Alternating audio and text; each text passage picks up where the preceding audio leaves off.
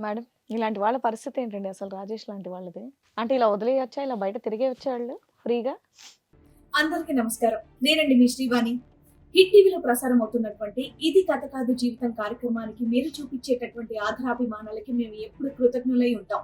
ఇది కథ కాదు జీవితంతో పాటు మీకు నచ్చినటువంటి కాంటెంట్ ని యూట్యూబ్ కంటే 1 వీక్ ముందుగా చూడాలి అంటే మీరు హిట్ టీవీ యాప్ లో చూడొచ్చు. దానికి మీరు చేయాల్సిందల్లా ప్లే స్టోర్ లేదా యాప్ స్టోర్ లోకి వెళ్ళి డౌన్లోడ్ చేసుకోవడమే, అది కూడా ఫ్రీగా. నేను ఈ కేసులో రాజేష్ గురించి అయితే అసలు మాట్లాడాలని అనుకోవట్లేదండి. ఎందుకంటే ఈళ్ళకున్న మెచ్యూరిటీ లెవెల్స్‌కి, ఆయనకున్న మెచ్యూరిటీ లెవెల్స్‌కి మేము సరిపోం. సార్ గాని, నేను గాని. అంత బీభత్సమైన over action, over maturity, over తెగింపు. ఇంత తెగిచ్చేసి ఉన్న వ్యక్తికి మంచి, చెడు అని చెప్తే వినే అంత జ్ఞానం లేదు. ఆ జ్ఞానం లేని వ్యక్తికి నేనెందుకు టైం వేస్ట్ చేసుకోవాలి? ఇక నేను మాట్లాడాల్సింది వీళ్ళిద్దరి గురించి. నీ చెంపలు పగలగొడితే నీకు ఓకేనానా? నువ్వు చేసిన పని ఈ రోజున ఇక్కడ ఎందుకు కూర్చున్నావు అంటే, వివాహ వ్యవస్థని క్వెషన్ మార్క్ ఏసేసావు. మగాళ్ళు ఎలా ఉంటారనేది తర్వాత సంగతి. ఇంటికి పెళ్లి సంబంధం అని తీసుకొస్తే పెళ్లి చూపులకి వెళ్ళి నువ్వు అంత ఒళ్ళు కొవ్వెక్కి డోరేసుకుంటే ఆడ ఆల్రెడీ ఆ చీటర్ బాబు అని వాడు బోర్డేసుకొని తిరుగుతున్నాడు ఓ పక్కన. నువ్వు ఏం చూసి పడిపోయావో, ఆ ఏం చూసి 1 అవర్‌లో అన్నీ కమిట్ అయిపోయావు, దులిపేసుకొని బయటకొచ్చావు.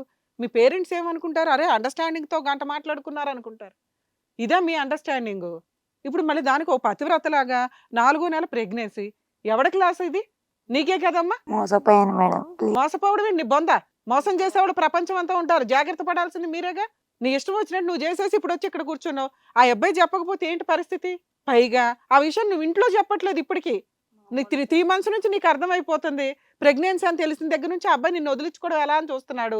ముందు నువ్వెలా ఉండాలనేది ఆలోచించుకోవాలి కదా! ఇంట్లో వాళ్ళకి కదమ్మా ఫస్ట్ చెప్పాల్సింది. అతను చెప్పపోతే ఎవరొచ్చి చెప్పేవాళ్ళు నీకు విషయం? అమ్మ వాళ్ళు చాలా ఏదైనా కొంచెం జరిగినా వాళ్ళు తట్టుకోలేరు మేడం. ఇప్పుడు తట్టుకుంటారు నువ్వు చేసే పనులకి. ఏదో డైలాగులు చెప్పమాకండి మాకు. నాన్న చైల్డ్‌హుడ్ ఫ్రెండ్ నువ్వు. అవునా? అసలు అట్లాంటి వాడితో నీకు ఫ్రెండ్‌షిప్ ఎందుకు? 9 మందో 10 మందో వెళ్ళిపోయారు. నువ్వు కూడా ఉండకూడదు. ఎందుకంటే ఆ క్యారెక్టర్ ఎఫెక్ట్ మీ మీద పడుతుంది. రేపొద్దుట అబ్బాయి మీద ఎవరైనా కేసులు ఫైల్ చేశారనుకో, ఎవరు ఇతని ఫ్రెండ్లు, ఈ ఫోన్ నెంబర్స్‌లో ఎవరెవరు ఉన్నారు. ఇందాక నుంచి నువ్వు అంటున్నావు కదా ఫోన్ తీయండి, ఫోన్ తీయండి అని. ఖచ్చితంగా నీ డీటెయిల్స్ కూడా వస్తాయి. నువ్వు అప్పుడు వెళ్ళి నెగిటివ్‌గా చెప్తావని ముందే తెలిసి ఏదన్నా చేస్తే ఎవరి రెస్పాన్సిబిలిటీ? ఇంట్లో ముగ్గురు ఆడపిల్లలు ఉన్నారు నీకు. లేదు ఈ రోజు నుంచి నాన్న ఇదే నువ్వు మేడం. చేయాల్సిన ఫస్ట్ పని వాళ్ళ ఇంట్లో వాళ్ళకి చెప్పడం. ఆళ్ళు వినరు. వినకపోతే చాలు. నిన్ను అడిగింది ఒక అమ్మాయి హెల్ప్ చేసావు. ఇంతే. మా స్టేజ్ దగ్గరికి తీసుకొచ్చావు. ఇక్కడ ఆయన ఉద్దేశం ఏంటంటే ఈళ్ళేమీ చేయలేరులే నన్ను. ఏం చేసుకుంటారో చేసుకోండి అని మాట్లాడుతున్నాడు. అలాంటి వ్యక్తికి ఏం చేయాలనేది మేము చూస్తాం. ఈ అమ్మాయి తరపున మేమే నీకు థాంక్స్ చెప్తున్నాం. ఎంతవరకో అంతవరకు ఇంక చాలు. ఎందుకంటే సోషల్ సర్వీస్‌లోనే వెళ్ళిపోయి మీ గొయ్యి మీరు తవ్వుకోవడం అనేది చాలా డేంజర్ వ్యవహారం ఒక రకంగా. ఓకేనా? ఓకే. నాన్న ఇక్కడ మీ విషయం మాట్లాడాలి. ఇప్పుడు మీ అమ్మ వాళ్ళతో మాట్లాడతావు. నీకు ఓకేనా?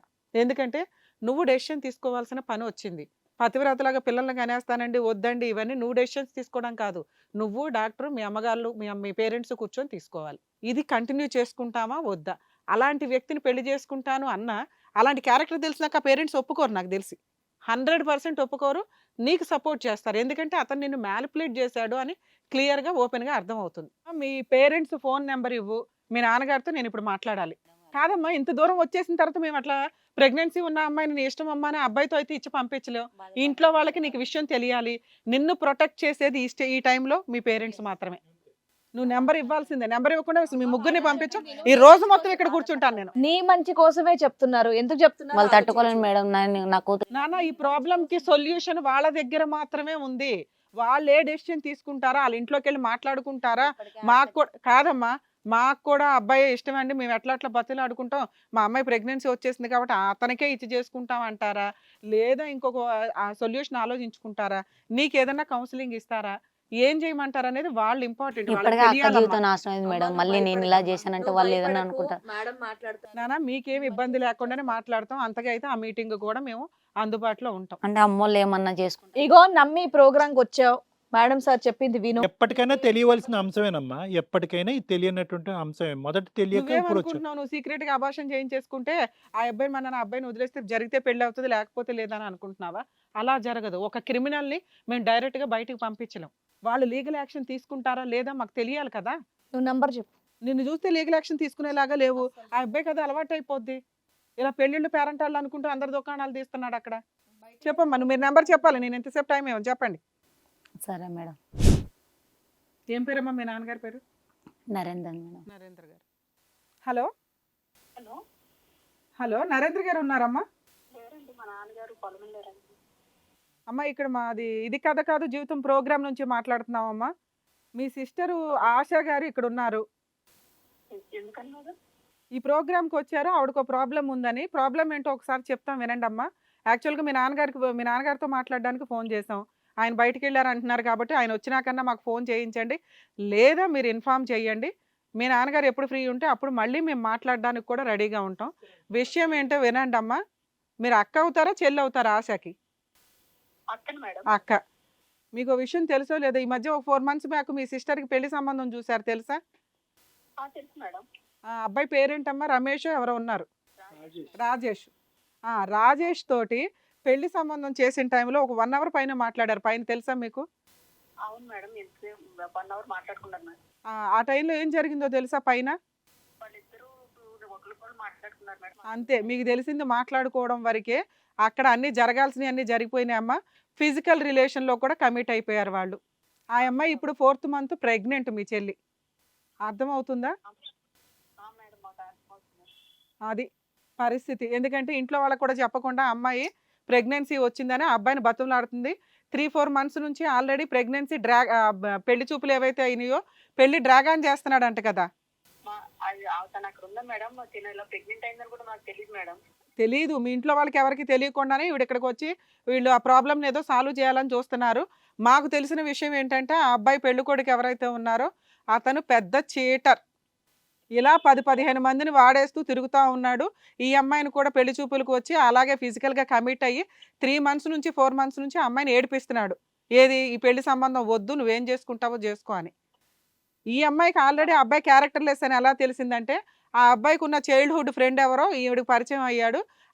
అతన్ని అడిగింది ఇతని గురించి. మొత్తం ఈడికి ఇంతమంది 10-15 మందితో సంబంధాలోనే ఒక అమ్మాయి సూసైడ్ కూడా చేసుకుందంట. మరి ఇలాంటి సంబంధం మీకు అవసరమా? ఈ అమ్మాయి ప్రెగ్నెన్సీ గురించి ఏం ఆలోచించుకుంటారు? ఒక్కసారి మీ ఇంట్లో వాళ్ళకి తెలియజేయడం మా బాధ్యత కాబట్టి ఫోన్ చేశామమ్మా. మీ నాన్నగారికి మీ అమ్మగారికి ఈ విషయం చెప్పండి. అది అక్కడ ఉందా మేడం? ఒకసారి తనకు ఫోన్ ఇవ్వండి మేడం. ఏమ్మా ఆశ, మీ అక్కతో మాట్లాడు. లేదు మేడం, నన్ను తిడుతుంది మేడం. నేను మాట్లాడు తిట్టుగా ముద్దు పెట్టుకుంటది. అదే కదా. ఇంట్లో వాళ్ళకి చెప్పమని మేము అదే కదా చెప్తున్నాము.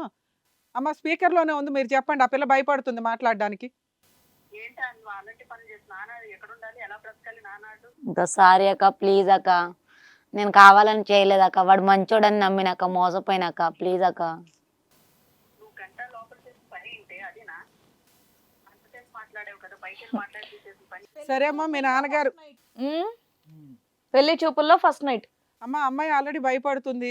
మీరు కొంచెం కరెక్ట్గా ఓపిక్గా డెసిషన్ తీసుకోండి. అలాంటి అబ్బాయికి ఇచ్చి చెయ్యాలా లేదా వాళ్ళ పేరెంట్స్కి కూడా ఇన్ఫామ్ చేయండి అమ్మా, అతని క్యారెక్టర్ ఇట్లాంటిది అని. మీకు ఫోన్ చేయడానికి ఇంకొక కారణం ఏంటంటే మీరు ఒకవేళ ఆ సంబంధం వద్దు అనుకుంటే పోలీస్ స్టేషన్కి వెళ్ళి కంప్లైంట్ ఇవ్వాల్సిన పని ఉందమ్మా. ఆ అమ్మాయిని పంపిస్తే వెళ్ళదు కాబట్టి ఫ్యామిలీ మెంబర్స్ అందరికీ ఇన్ఫామ్ చేస్తున్నాం ఇక్కడ. పోలీస్ కంప్లైంట్ ఇస్తాం మేడం తన మీద. తను అలాంటి టీచర్ అని కదా. అవును, అతని మీద అతని ఇంట్లో వాళ్ళ మీద కూడా ఇవ్వాలి. ఎందుకంటే ఆ అబ్బాయి లెక్కలో ఆడపిల్లలు అంటే చాలా చీప్గా మాట్లాడుతున్నాడు. నేను అందరినీ వాడుకొని వదిలేస్తానంటే ఆ 10 మంది వేయలేదు, ఈ అమ్మాయి అలా లీగల్గా వెళ్తుంది అని అడుగుతున్నాడు. అట్లాంటి వాడికి చెంప పగలాలి అంటే మీరు పోలీస్ స్టేషన్లో కంప్లైంట్ ఇవ్వాలి. మా ప్రోగ్రామ్ తరపు నుంచి మేము 100% మీకు సపోర్ట్ చేస్తాం. ఇస్తాం మేడం. అలాగే మీ పేరెంట్స్ ఏమన్నా చేసుకుంటారేమో, మీ సిస్టర్ భయపడుతుందమ్మా, కొంచెం వాళ్ళకు కూడా ధైర్యం చెప్పండి మీరు, మేము కూడా మాట్లాడతాం. మా పేరెంట్స్ నేను చెప్తాను మేడం. అలాగే అమ్మా, జాగ్రత్త. మేడం యాక్చువల్గా వాళ్ళ పేరెంట్స్కి ఇన్ఫామ్ చేసాము, వాళ్ళు పోలీస్ స్టేషన్ కంప్లైంట్ ఇస్తామన్నారు. వాళ్ళ పేరెంట్స్కి మనం చెప్తున్నాం సార్, అబ్బాయి వాళ్ళ పేరెంట్స్కి కూడా ఇన్ఫామ్ చేయమని. సో వద్దు మేడం. అదేంటి మీ పేరెంట్స్ చెప్పొద్దా? అట్లా వద్దు మేడం. నీ బాగోతం తెలియాలి కదా, చిటికలు వేసావు కదా అయ్యా ఇప్పటిదాకా. 10 మంది అమ్మాయిలు ఏమి చేయలేకపోయారు, మీరేం చేస్తారండి అన్నావు కదా. వద్దు ప్రస్తుతానికి అయితే మా అమ్మ వాళ్ళకి ఫోన్ చేద్దండి. నేను ఇప్పుడు ఫోన్ చేస్తాను, ఏం చేస్తారని అడిగారు కదా.